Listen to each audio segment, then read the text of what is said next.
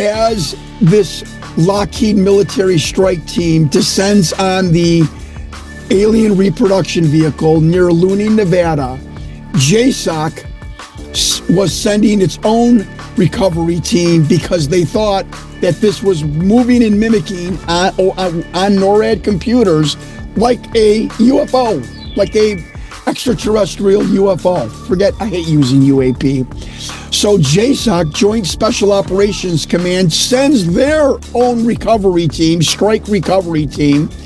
The two teams basically converge on this alien reproduction vehicle made by Lockheed. None of them know what the other team or who the other team is. Think about it. You're the part of JSOC, part of the United States of America. You're coming on a UFO, and there's other men there with military weapons and in military fatigues. A firefight ensues.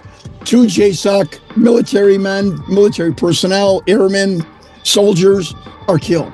Not wounded, killed.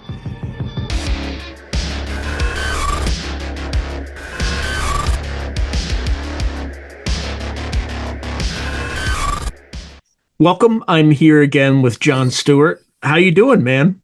I'm doing well. Thank you so much. We had a big Stewart family wedding that was, I don't even say this to brag. I say this like unbelievably, that was resembling a East Coast elite wedding in Newport, Rhode Island or the Hamptons. Yeah, Newport. It was crazy. Yeah, it was crazy. The grandeur and the whole weekend, it's been crazy, but back home now and ready to talk to you and your viewers. And thank you for having me. Yeah, but it was part of the trek was in Newport, Rhode Island? No. Everyone kept saying that it took place in Chicago, but it was so grandiose and so beautiful. Yeah. I mean, it was at the Drake Hotel, this famous downtown hotel, and there was a welcome party the day before, and people were going on yachts the day after the wedding. I mean, it was just something out of like Martha's Vineyard, like my brother-in-law was like the Fed chairman or something, having this party, this wedding for his daughter, which he's not. I'm just saying it was this grandiose Southampton's Martha's Vineyard type wedding that it was really incredible to be part of. They have like drone cameras, like somebody commissioned drones. She had like 5 cameras, content creators, 2 wedding planners. It was unbelievable. I've never seen anything like it in my life. It was beautiful too. Well, somebody's got some scratch. So anyway. Yeah.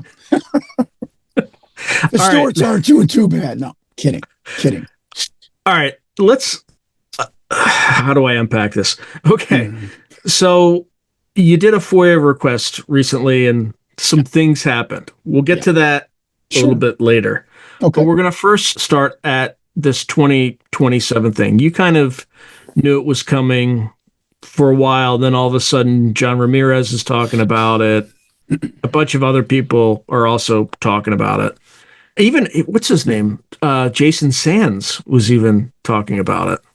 Yeah, and then the other whistleblower, Jake. Yeah, but the recent whistleblower who was with Jeremy Corbell and George Knapp, I think he even mentioned something about it. It's just numerous people on numerous platforms. Oh, is that Matt Brown? Matt Brown? Yes, I think Matt even alluded to something, about it. And this is a pattern that is happening.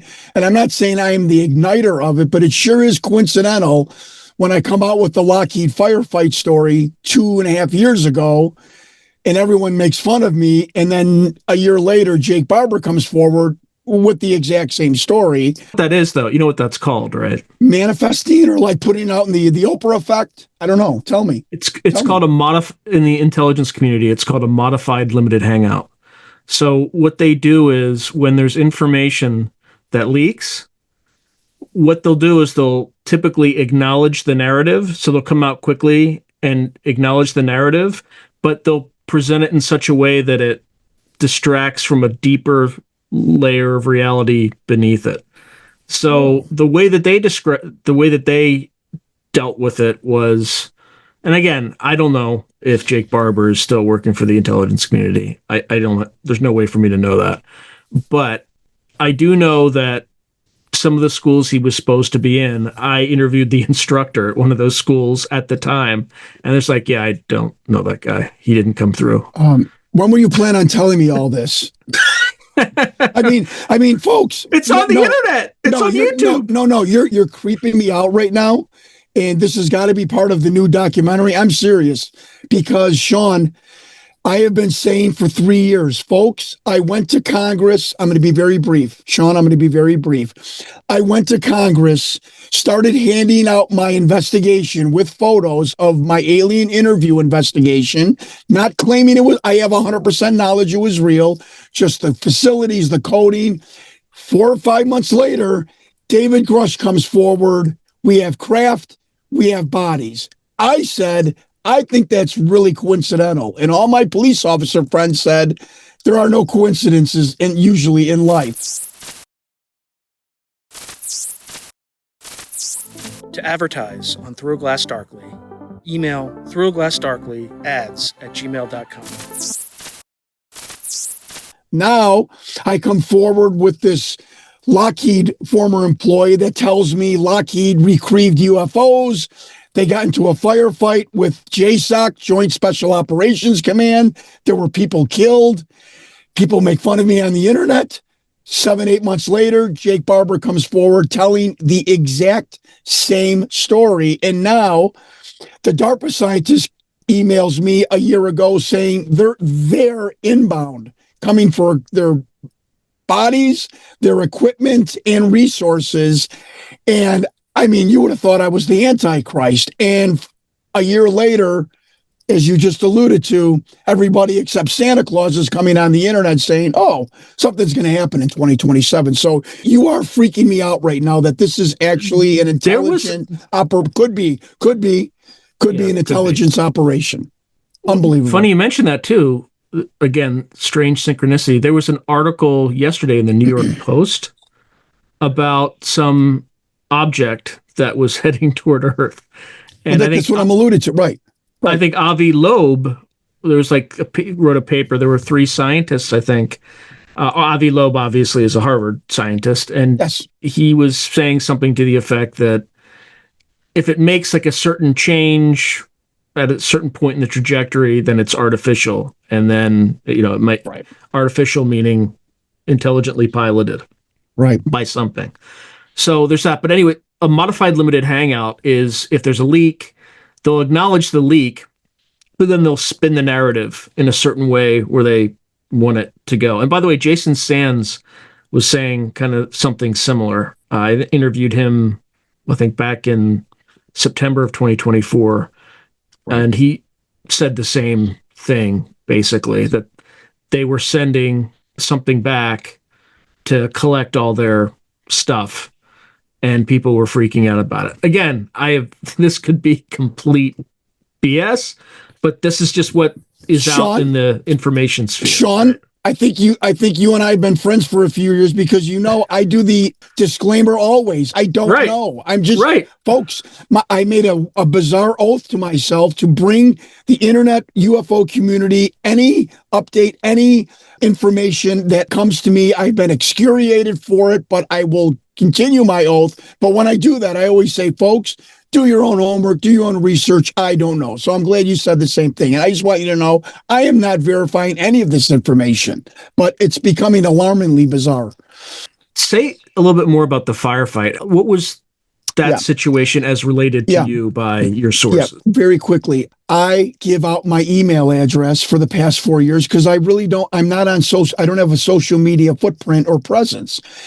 And so I give out my email, my private email address, and I think that makes people feel comfortable emailing me, like they're not going to go through a secretary or a big corporation. This was told to me by a psychologist, like, why are people emailing me? Because they're like, John, it's like you're giving out your home number. They're going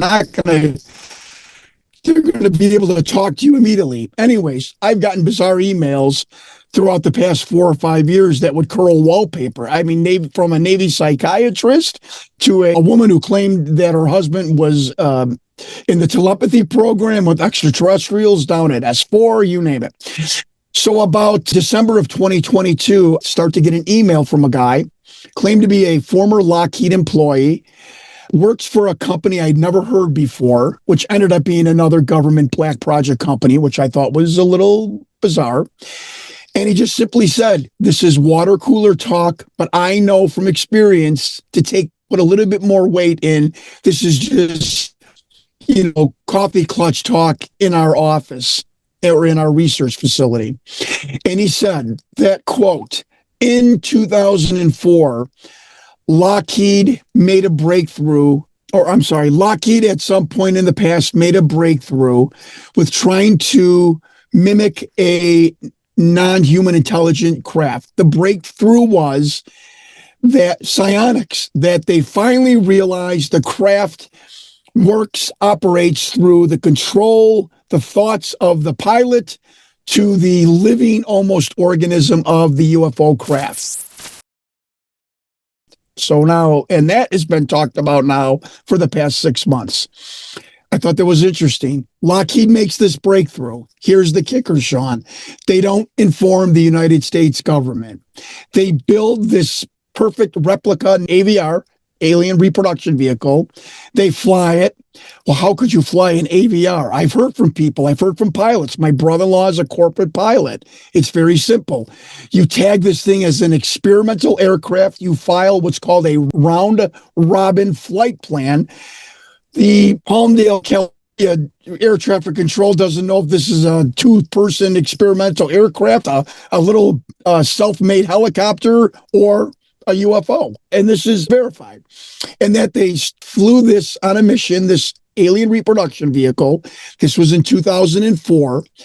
And as it was crossing the northern Nevada border, that borders with California, but the northern Nevada part of northern Nevada, 10 miles southwest of a mining ghost town called Luning, Nevada, this craft had a hard landing.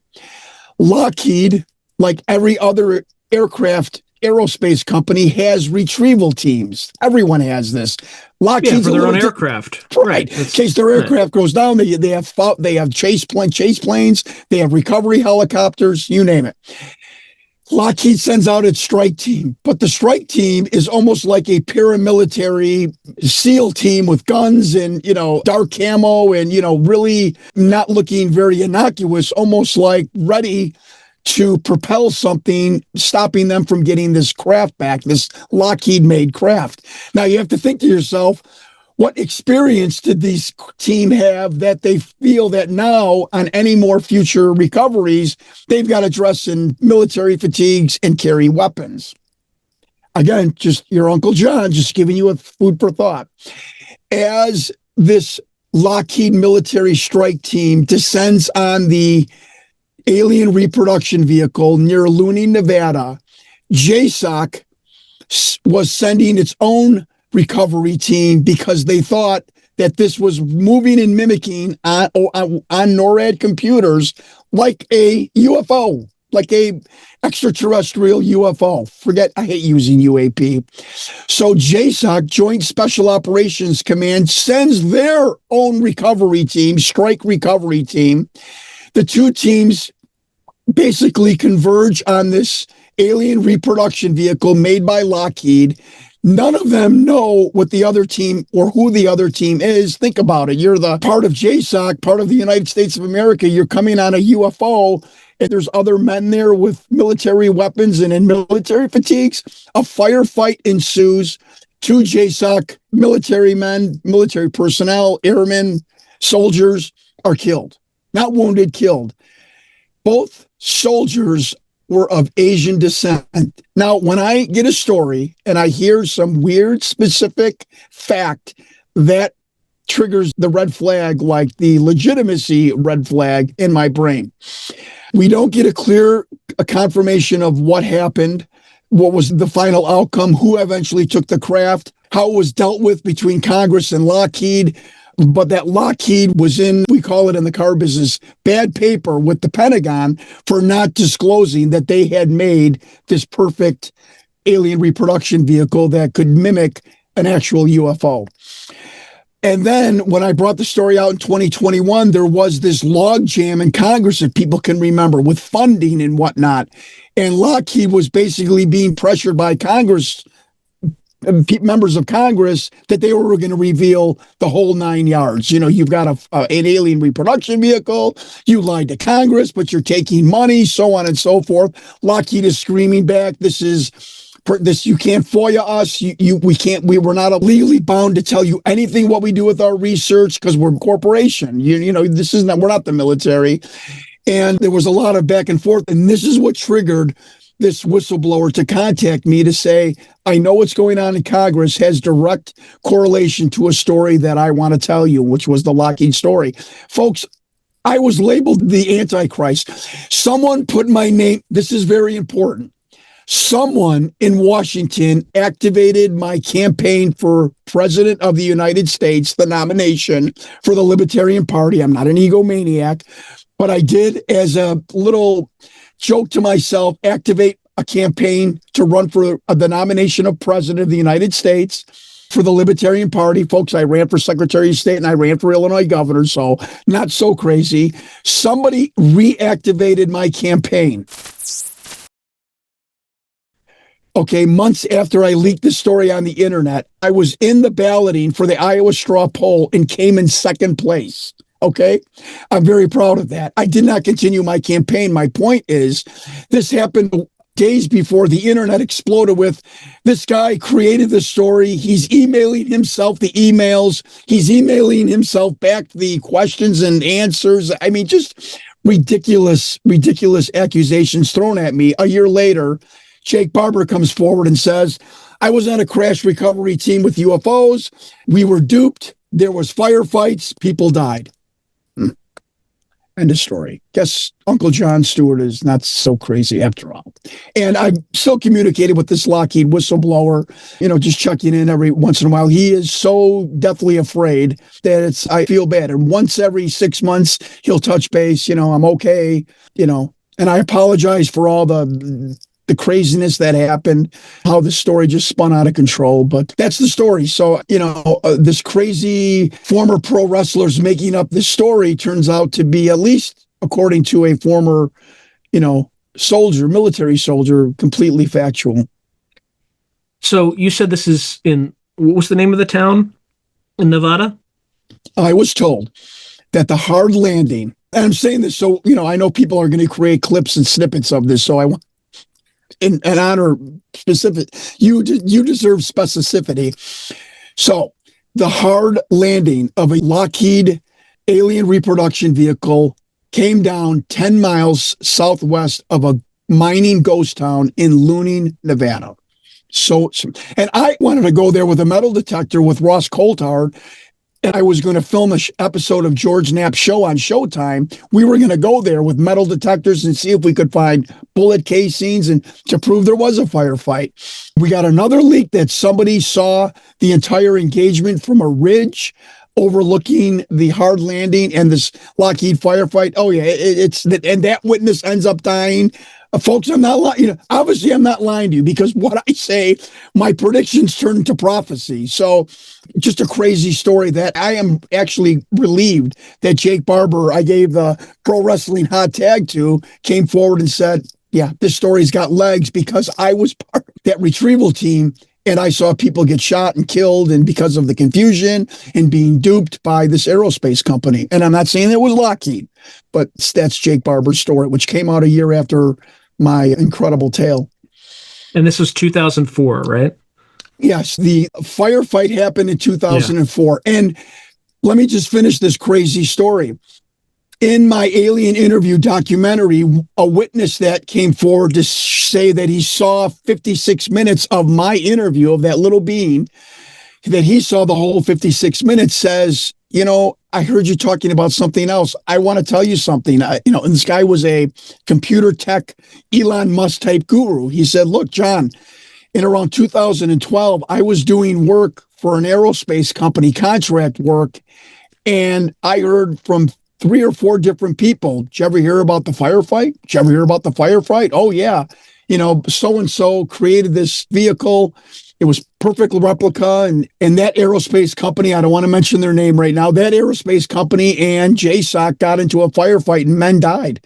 And he's like, John, I know people are just trying to destroy your credibility on the internet. He goes, I'm telling you, I heard this story from 3 or 4 different people as I worked with this aerospace company for numerous months. This just wasn't one setting. He goes, different people at different times were coming up to me, and knowing that I was interested in UFOs, we would get that kind of, that friendly conversation going.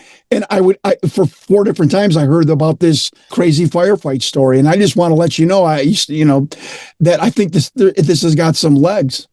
And he said they were all talking 2004, 2005, right in the time frame that your whistleblower was telling you. So it's just crazy. And what happened with Coulthard and George Knapp? What happened to that? Yeah, you were going to go to the desert. So that episode, the producers did not want to continue producing. It's called pre-production of that episode. They felt it was way too touching, too many political and third rails. I have to agree with them, because you're talking about murder of U.S. forces, and maybe somebody really doesn't. Nobody gets justice for the people that died. I'm just saying, this is what was told to me.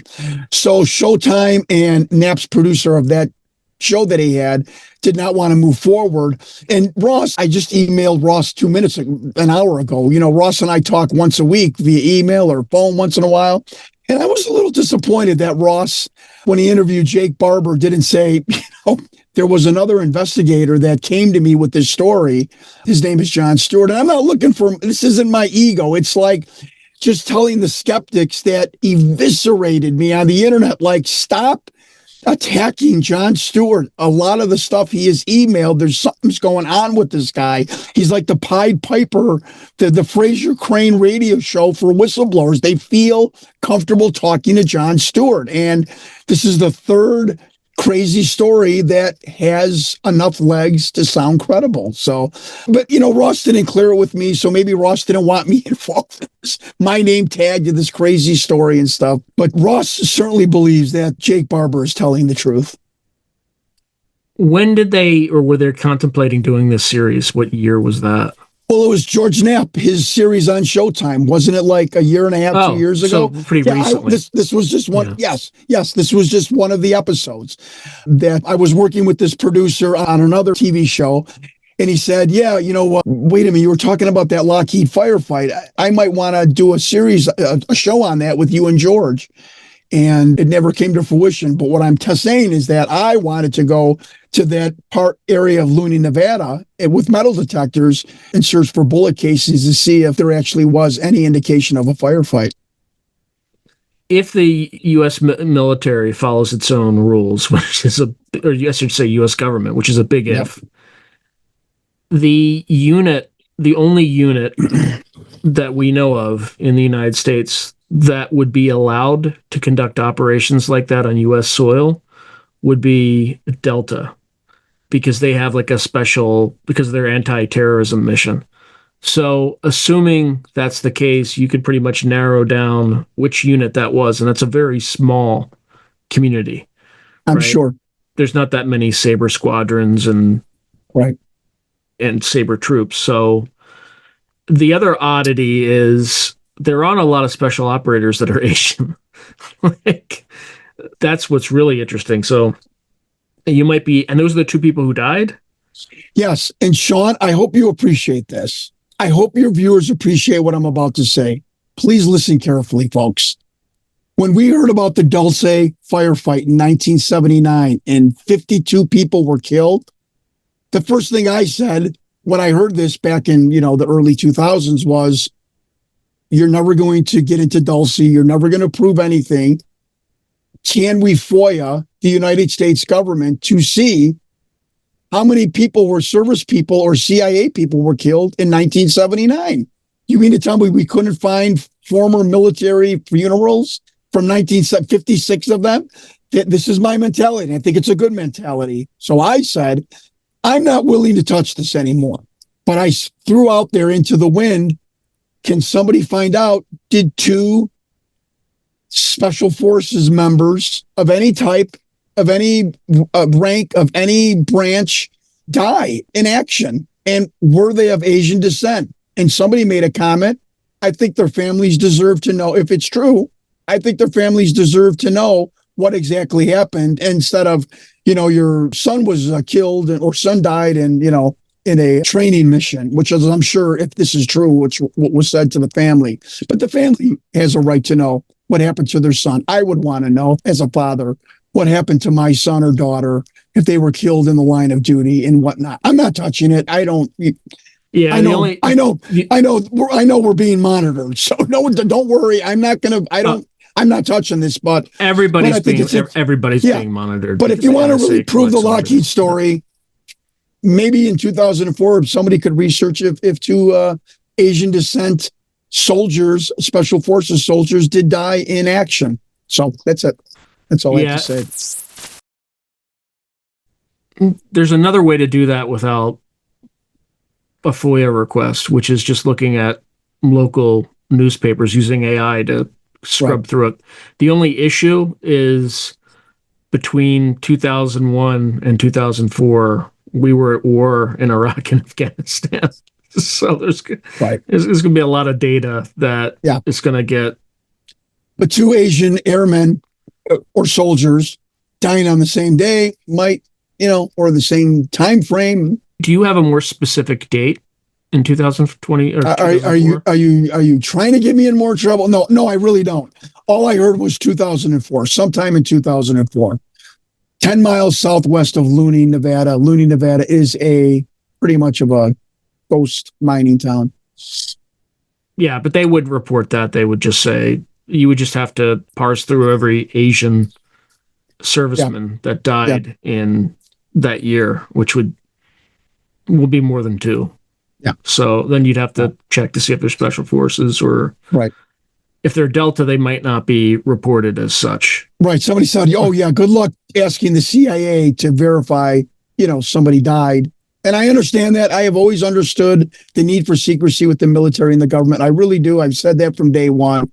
I'm just saying that, this story could be verified. And, but Jake Barber coming forward, even if he's telling the truth or if he was directed by intelligence agencies, if he was directed by intelligence agencies, why not just let the crazy bald Italian guy from Chicago continue on with the story? I'm getting eviscerated in the media, in the internet. Why would you need to come forward with I forget the operation what you called the technique, modified limited hangout. Yeah, why would you initiate a modified limited hangout with me in my story? So he spun some crazy with it, right? Summoning eggs, correct? Summoning love eggs, right? So you got it, my friend. You got it exactly right. Now nobody knows the truth, and nobody can follow the twisted tale. Yeah, exactly. Yeah.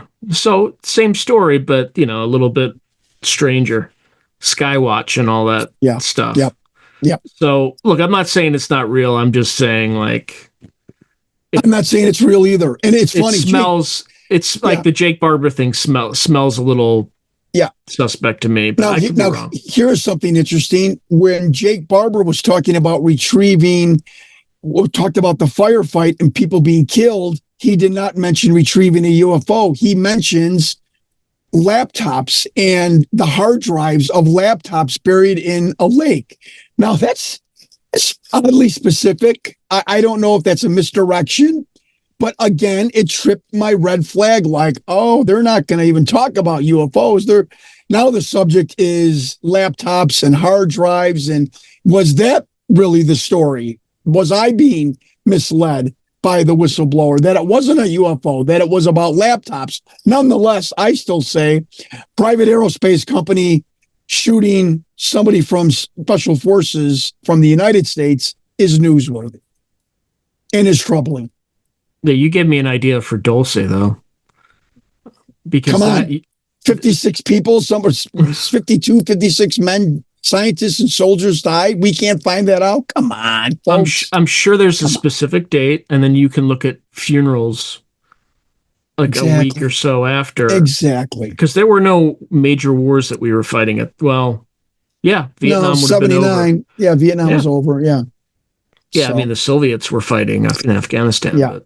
Yeah, you got to go to stuff like that, folks. You're never going to get down into these facilities and, whistleblowers is whistleblower testimony. And, that's until they come up with proof. It's unfortunately conjecture. And yeah, I mean, doing old school reporting, investigative reporting is, finding a mass of funerals during that time in 79.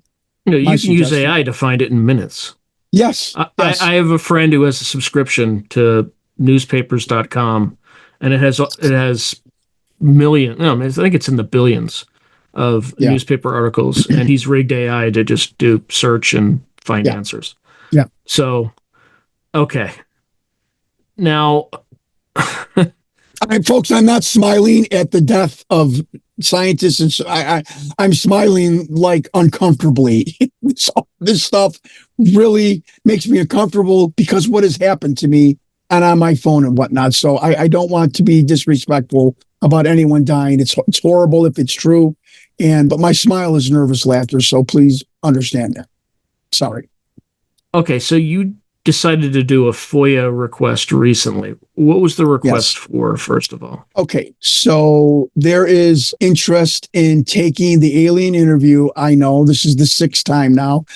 Interest from Hollywood, again, of taking the alien interview onto a major platform, streaming network platform, and for a 5 to 6 part docuseries. That's all I will say. Some of the producers, the money people, were like, this John's a nice guy, got some compelling evidence. Come on. Are they really going into his phone? Come on. He's got the evidence. He's got the Apple cases of forensic audits. Yeah, okay. Could he do it again? And that's what they asked me. So I'm like, well, you know what? I want to FOIA a thing I heard about 2 weeks ago from a whistleblower I saw on YouTube from like 15 years ago.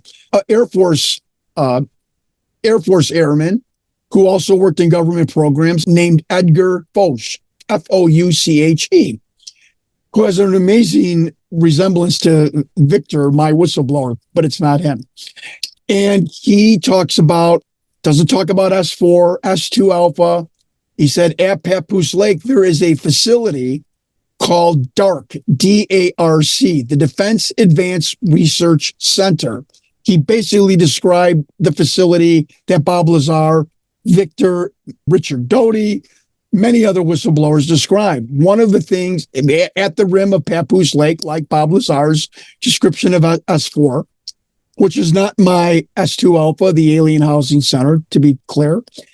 But Mr. Fouché said that there's not hangar doors on the side of the mountain. There's a hangar's doors are in the lake bed, and the reproduction craft, so an aerospace company is there at this facility, is elevated up to the floor of the dry lake bed and then continues on to the atmosphere and to possibly space. And I said, that's really interesting. He was really specific. He's an insider. He works for government programs, or was in the Air Force, looked credible. So I said to these producers, let me FOIA DARC, D-A-R-C. Let me see what I could do. Well, I go to AI and have AI create the FOIA, which is when Jon Stewart does a FOIA, it's like, are you male or female? When AI does a FOIA, they're going to take your DNA, or they're going to ask they're so specific and such a multitude of FOIA requests that it's like crawling up your backhind with a microscope. And I had ChatGPT do a FOIA request for DARC, and I was like, oh my God, the DIA is going to shit in their pants when they see this very detailed FOIA request with the numbers of previous case numbers, like a legal brief. And I sent it. It might have been 3 Mondays ago at around 9:05. I'm in the car business, as a lot of people know. I am using one app all morning for the car business. All of a sudden, that app crashes. It crashes in the most spectacular way. It won't let me go back on. I was using it for 2 hours effortlessly. It won't go back on. It won't let me successfully reset my password. I call the tech department. They are just completely frustrated. My password crashes another 4 times. I mean, they are just stupefied in typical Jon Stewart fashion. You hear this has never happened before, how we can't reset a car dealer's password. And so I tell them, I'm like, look, I want this on record. I just did a FOIA request to the United States government. I think this is directly related to what I did 2 hours ago. I've got it on record. FOIA request, blah, blah, blah. They finally, after 5 attempts, are able to successfully reset and make it stick my password. Now I go to text someone, and the text messaging, I have the video of this. The text messaging is going backwards. So instead of the cursor moving to your right, the cursor is spitting out letters, but it's moving to my left. I have a video of this. You can see me try and cut and paste. It won't cut and paste. The memo section of the text works, or the email. The memo section lets me type regularly. Back in the body, it's typing backwards. My text screen is milky. My apps are being rearranged like every 15 minutes. We all know where our YouTube app is or where Message app is. We know this in our mind from muscle memory.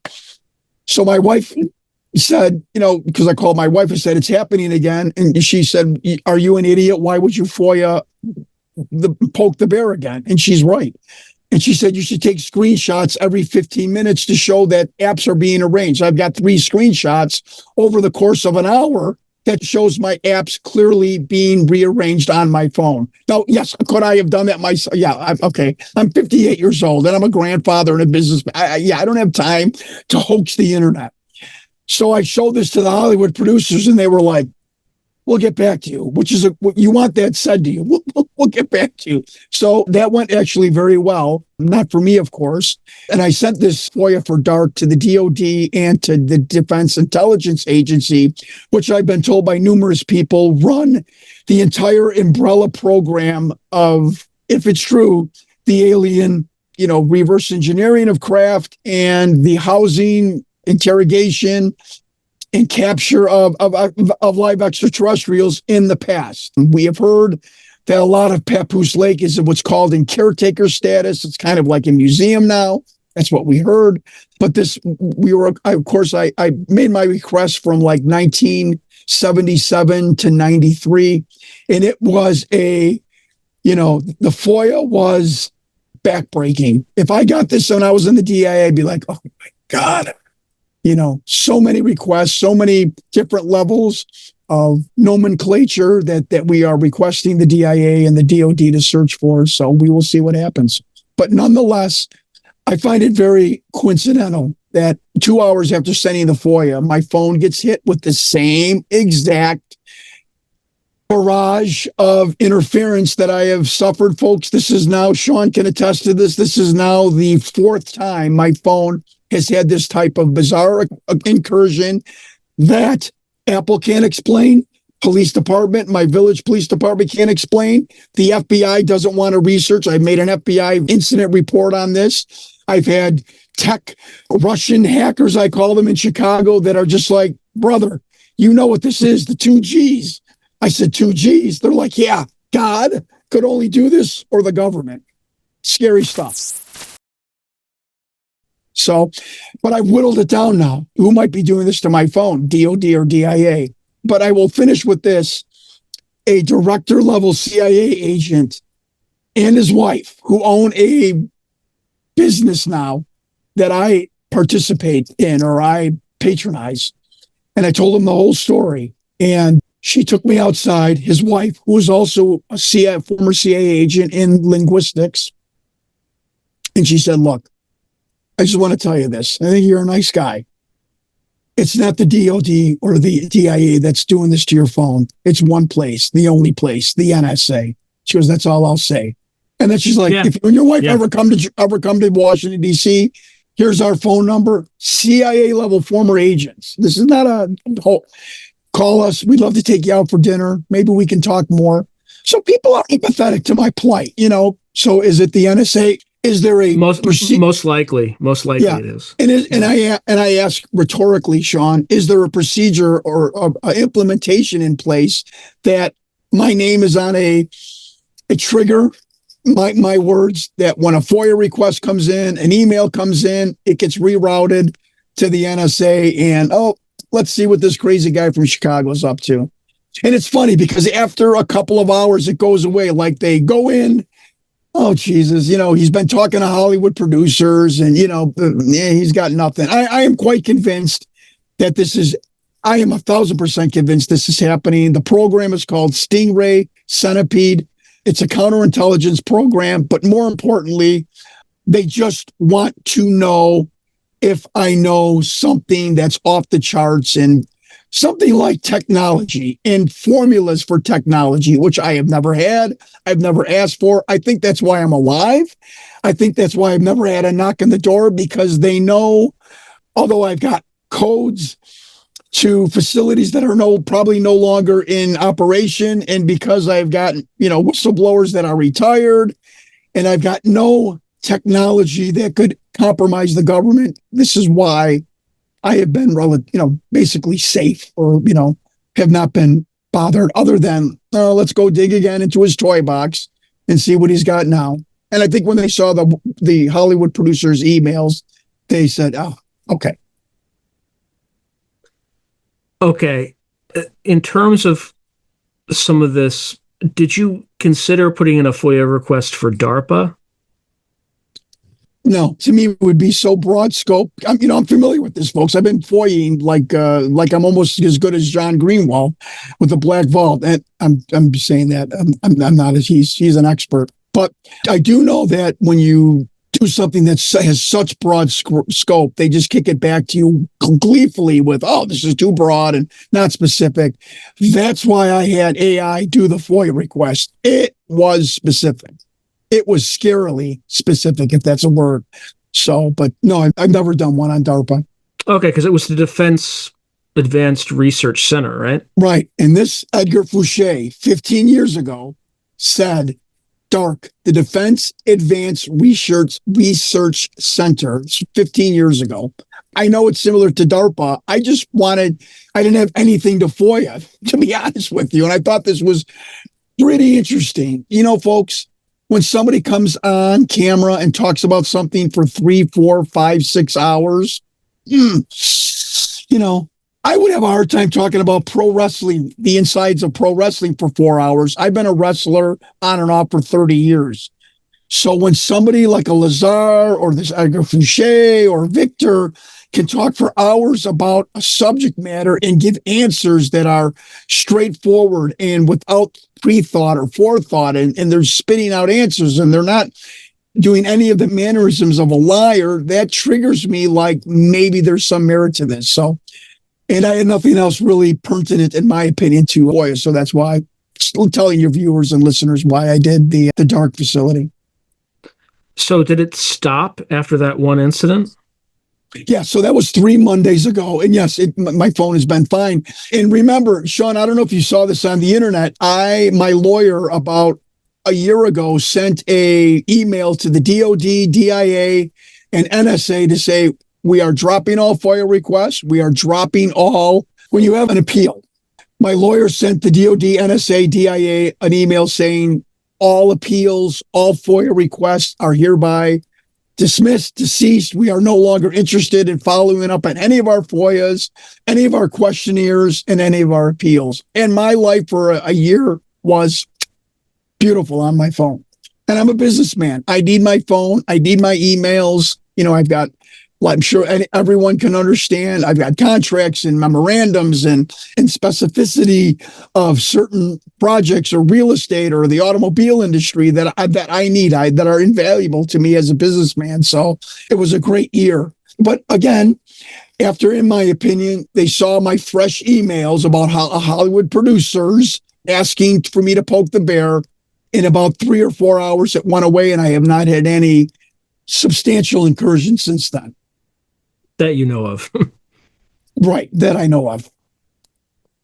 So what's next after,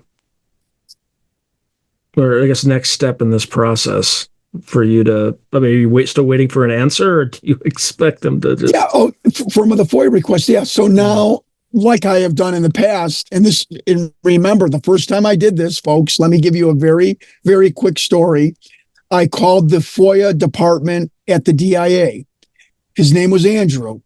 Nicest guy in the world. By the way, Sean, I just want to let you know, if I've never said this to you, in my 6 years of investigating Project Aquarius, every single current government employee and military personnel have been nothing but the nicest people in the world. The folks, the people that the government hires are really in a social setting by phone or email, really quality people. They are all David Grush type people with nice language and just, you can just tell, just nice, educated people. I just wanted to say that about the government. They're spies. Pleasantly surprised of the people the government hires. They recruit spies. They have to be friendly. And seriously. Right? Yeah. So this guy, Andrew, he's like, oh, hi, Mr. Stewart. Yeah, okay. Yeah, I see your name here, but this is weird. Again, I've heard this 10 million times, literally. This is the DIA FOIA department not knowing who I am. Well, this is weird. I'm like, what's weird? He's like, well, your name's on our computer system that you did a FOIA request, but the file number and the file next to everyone's names on your name, it's gone. My word to God. I'm like, okay, Andrew, what does that mean? He's like, well, I've never seen that. And I've been here for quite a while. Oh, well, that's not scary. Not. And he said, I'll get back to you. He goes, I don't know why. And folks, I'm telling you what he said, because he didn't know who he was talking to. He said, somebody had to go in here and remove your file. And I don't know why they did that, thinking it was something innocuous. I am telling you on my right hand to God, this guy called me back 45 minutes later with, yeah, Mr. Stewart. Yeah. Okay. So, yeah, we found your file. And yeah, you're going to get an email in a couple of minutes and it'll explain what's going on. And, I'm like, Andrew, did I do something wrong? Because you seem totally different than the guy I talked to 30 minutes ago. It's like, no, nothing's wrong. So you'll get the email. All right, bye. Click. I'm like, holy shit. This guy must have got a browbeating from somebody or found out something or was told something. Sure enough, 5 minutes later, for my old friend at the DIA, Cheryl Cross Robinson, who I love her. She's the head of the FOIA department and public information. She's the nicest lady in the world. She keeps telling me that she told me one time, she calls me the alien guy. Oh, this is the alien guy. Yeah. We got your FOIA. This is how I've been successful, folks. I disarm people. I don't engage them in like I'm a military, agent. I'm like, funny, car dealer guy. And I get an email from her. And it says, quote, due to the unique nature of your FOIA request, we will have to conduct interdepartment meetings and correspondence to find out with other agencies how we can successfully answer your FOIA request properly.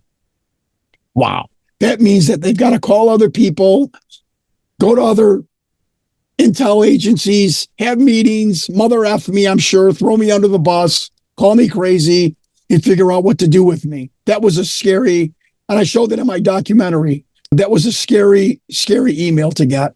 I knew I was in trouble. And I will say lastly, Rick Doty, say whatever you want about him. He was having a very polite conversation with a person that he knows in the DIA about some random topic. And he asked Rick, what you been doing? And Rick said, I'm helping this guy from Chicago figure out what happened at Papoose Lake. And the guy said, what's his name? And Rick goes, his name is Jon Stewart. Have you ever heard of him? Quote, Rick Doty has never lied to me. I want to tell you, and I know this because I've been able to verify everything he's ever said, which is not a lot.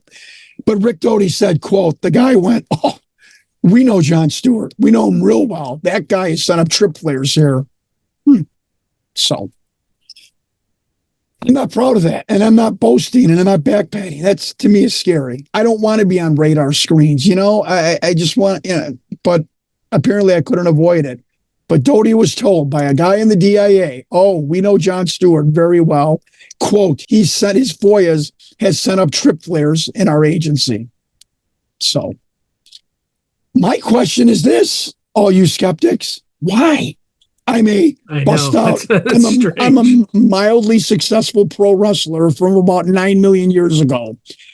I'm a retired car dealer and a bust out politician researching an alleged hoax film of an extraterrestrial. Then tell me, please, with all clarity, why the DIA, the NSA, and the DOD are monitoring my phone. Why would somebody say that he knows me, and that I've sent up trip flares. Trip flares about what? What? I thought the film is a hoax, is fake. What are the trip flares about? You know, to say like, oh yeah, that guy's emailed us or FOIA'd us. John, it's just FAA approved drone flights over nuclear power plants. Exactly. Don't worry. They're only the size of SUVs flying over live nuclear power plants. That the military never interdicts or takes or shoots down. Yeah, that don't worry about it. Yeah, exactly. Yeah, it's perfectly exactly. Legitimate. So, you know what? Just like the alien interview, and I'll end here. Give me one person to come forward with absolute proof that I can take to an FBI agent, a court of law, why that video is fake. That's all I've been asking for 6 years. And tell me, folks, all the skeptics, why am I on the radar screen as a legitimate person that they are concerned about, and I'm not on the radar screen of being a kook UFO researcher? Just tell me that. You know, that's all I ask. And I don't think that's a lot of asking of skeptics. Any final words for the audience? Yeah, just, you know, I tell about the cruelness and the meanness of people on the internet. In all actuality, the internet has been my co-pilot through my entire 6-year investigation.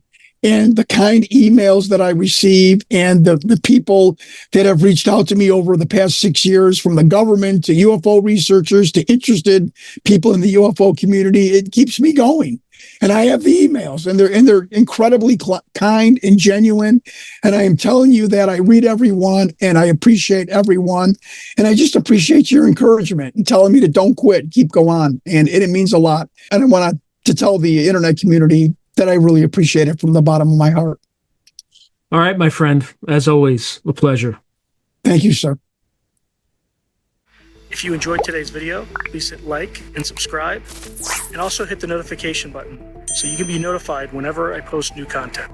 Thank you. Now, if you're enjoying the channel and you want to support it, there are several things you can do. In fact, there are 5 things you can do. The first thing you can do is just buy my books. I got plenty of books out in the market right now, and I would prefer that folks buy a book rather than giving me direct support, because they get something out of it. They get a real tangible product. The second way you can support me is by becoming a member on YouTube or becoming a patron on Patreon. And just go to either site and it'll explain everything.